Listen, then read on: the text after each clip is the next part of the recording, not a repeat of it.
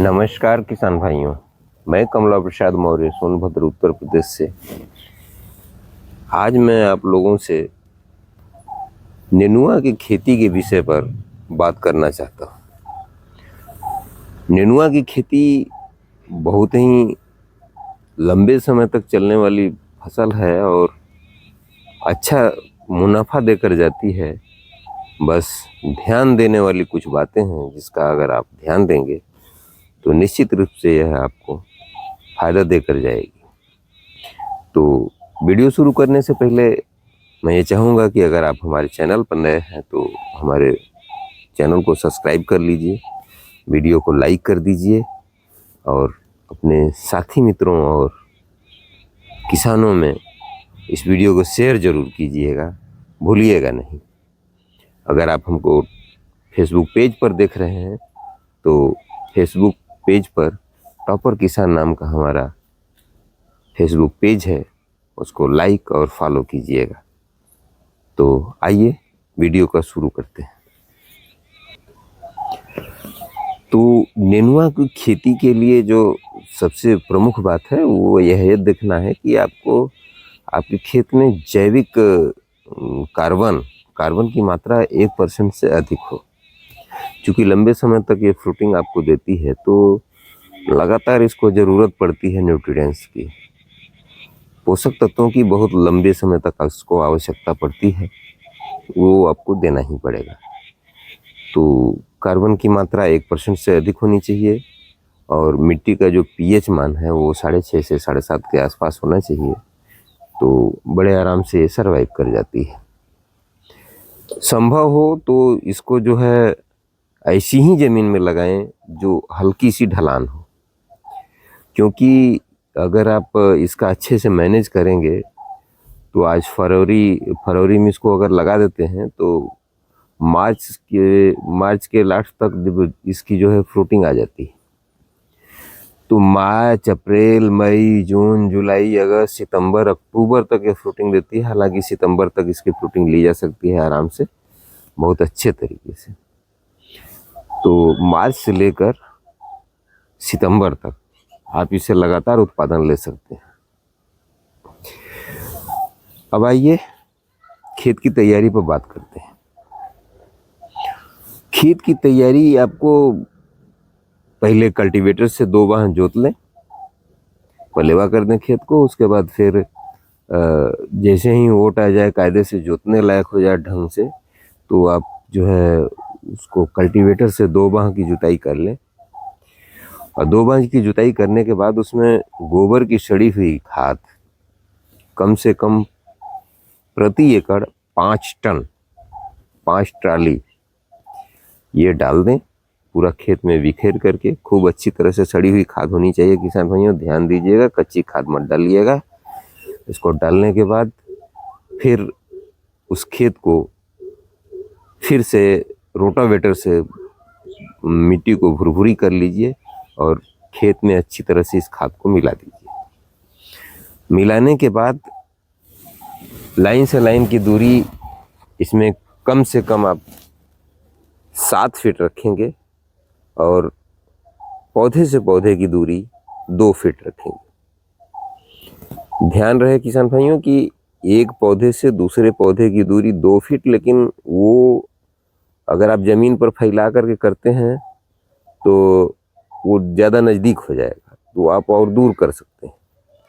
और यदि आप चाहते हैं कि इसको हम बरसात में भी चलाएंगे तो आप दूरी जो है यहीं रखिए, बाद में कुछ पौधों को निकाल दीजिएगा और जो ज़मीन पर फैला करके खेती की गई है इसी को फिर आप ऊपर मचान विधि से चढ़ा करके आगे फ्रूटिंग भी ले सकते हैं। हालांकि बाद में थोड़ी सा फ्रूटिंग कमज़ोर होती है, तो बरसात में रेट बहुत अच्छा मिलता है, तो उसका आपको लाभ मिलेगा।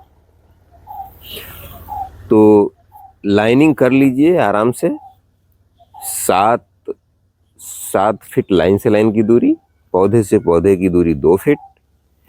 इसी हिसाब से आप जो है पौधे को बीज को लगाना है। तो जो पौधे से पौधे की दूरी होती है उसके लिए आपको एक नाली बनानी होगी और उसको दो तरह से कर सकते हैं। एक तो बेड सिस्टम से कर सकते हैं, एक तो नाली विधि से भी कर सकते हैं। तो नाली विधि में एक नाली खोद देंगे आप, नाली के एक तरफ, दोनों तरफ नहीं बल्कि या तो चाहें तो आप दोनों तरफ भी लगा सकते हैं। तो 2-2 फीट की दूरी पर लगभग एक बीज या 2 बीज की बुआई आप कर सकते हैं। अगर आप पौधे तैयार करके लगा रहे हैं तब तो एक ही पौधा लगाइए, पर्याप्त होता है। अगर पौधे तैयार करके नहीं लगा रहे हैं तो आप 2 बीज भी डाल सकते हैं। तो जिन भाई लोगों की नर्सरी तैयार है वो लोग आराम से इस समय जो है इसको ट्रांसप्लांट कर सकते हैं फरवरी में। और ट्रांसप्लांट करेंगे तो लगभग दूसरे किसानों से 15 से 20 दिन पहले इनकी फसल आ जाती है, जिस समय रेट बहुत अच्छा मिलता है। 40 से 50 रुपए तक का रेट देखने को मिला है, वो रेट आपको मिल सकता है। अब ये तो हो गई बात खेत की तैयारी, अब प्लस उसमें जो आप गोबर की सड़ी हुई खाद मिलाए हैं, ये हो गया।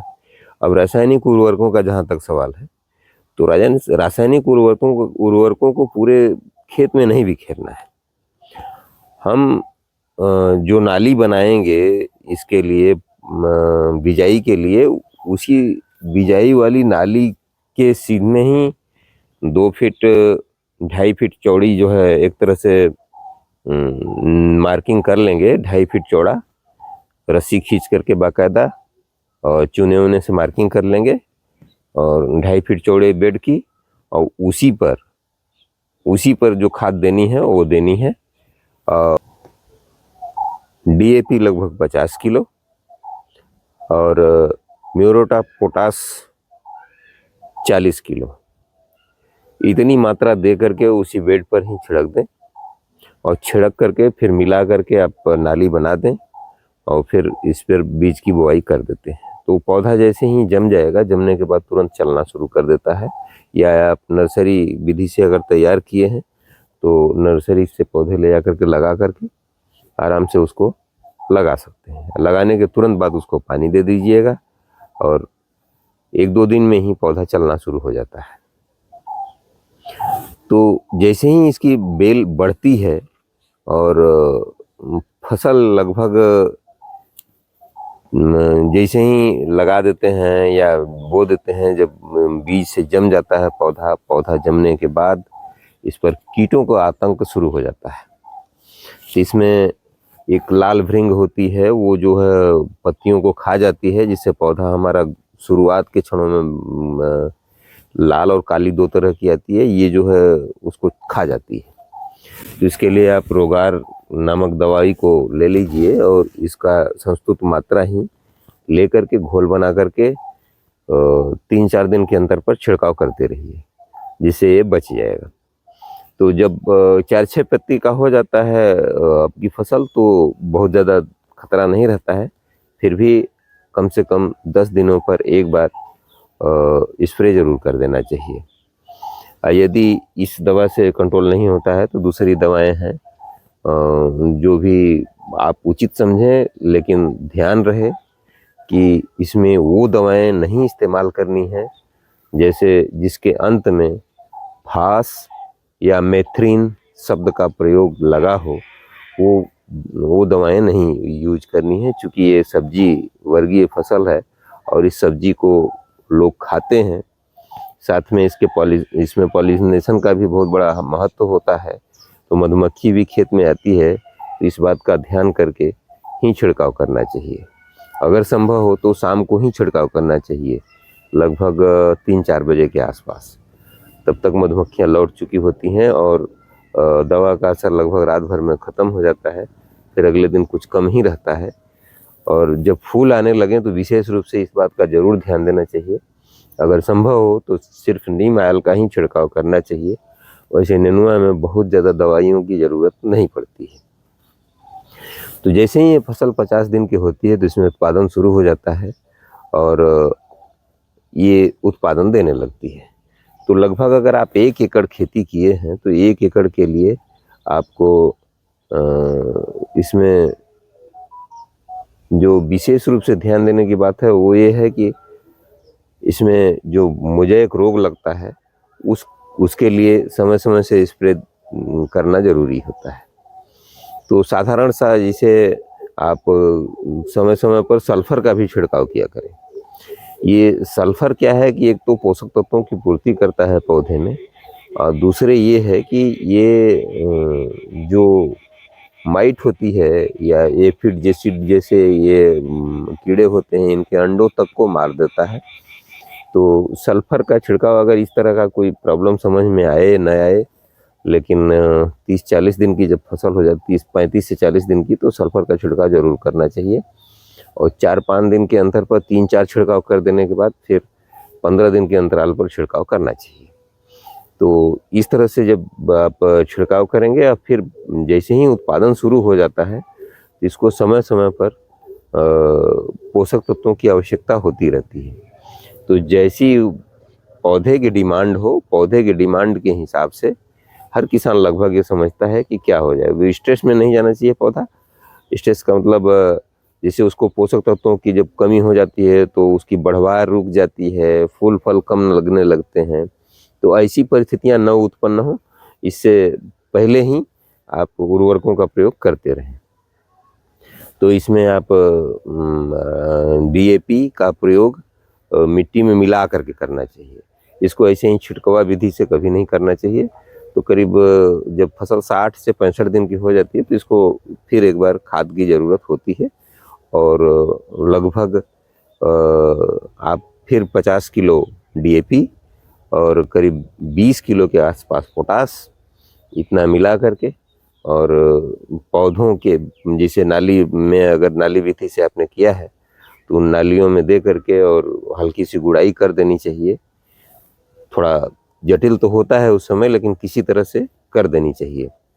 करने के बाद तो फिर पानी दे देना चाहिए, तो ये पौधों को मिल जाता है। दरअसल उर्वरक होते हैं ये चलायमान नहीं होते हैं, तो इसलिए इनको मिट्टी में मिलाना आवश्यक होता है, जहाँ जड़ें पहुँच जाएं और इनको ले लें। तो इस तरह से जब आप खेती करते हैं, और बढ़िया से ज़मीन पर फैला कर भी आप कर सकते हैं, चढ़ा कर भी कर सकते हैं। ज़मीन पर फैला कर करने पर आपको फल थोड़ा सा अच्छा नहीं मिलता है। कभी कभी जिसे एक तरफ सफ़ेद हो जाएगा, दूसरे की तरफ हरा रहता है, तो एक प्रॉपर क्वालिटी नहीं मिल पाती है। तो अगर चढ़ा करके करते हैं तो ज़्यादा बेहतर रहता है। हालांकि गर्मी में लोग इसको अवॉइड करते हैं, बारिश के सीज़न में ज़रूर चढ़ा कर करते हैं, लेकिन गर्मी में ज़रूर अवॉइड करते हैं। तो आप ज़मीन पर भी कर सकते हैं, थोड़ा सा रेट कम मिलेगा, लेकिन खर्चा कम लगता है। इसमें बीज लगभग 1 एकड़ में 300 ग्राम के आसपास लगता है, और इस तरह से अगर आप खेती करते हैं तो करीब 150 से 200 क्विंटल तक आप पैदावार ले सकते हैं। और ये अगर आपको रेट मिनिमम 10 से 15 रुपया भी मिलता है, 15 रुपया भी मिलता है, तो बड़े आराम से आप सारे खर्चे काट करके 1.5 से 2 लाख रुपए तक कमा सकते हैं। तो इसमें ध्यान देने की बात है कि फरवरी में अगर लगा देंगे तब, और इस तरह से अगर आप करेंगे तो ज़रूर फायदा होगा आपको। समाप्त करने से पहले आप लोगों से फिर वही निवेदन कि अगर आप हमारे चैनल पर नए हैं तो चैनल को सब्सक्राइब कर लीजिए, और वीडियो को लाइक कर दीजिए। अपने किसान भाइयों और साथी मित्रों में इस वीडियो को शेयर ज़रूर कीजिएगा, जिससे अन्य लोग भी लाभ ले सकें। तो इसी के साथ आज का वीडियो मैं समाप्त करता हूँ। नमस्कार, धन्यवाद, जय जवान, जय किसान।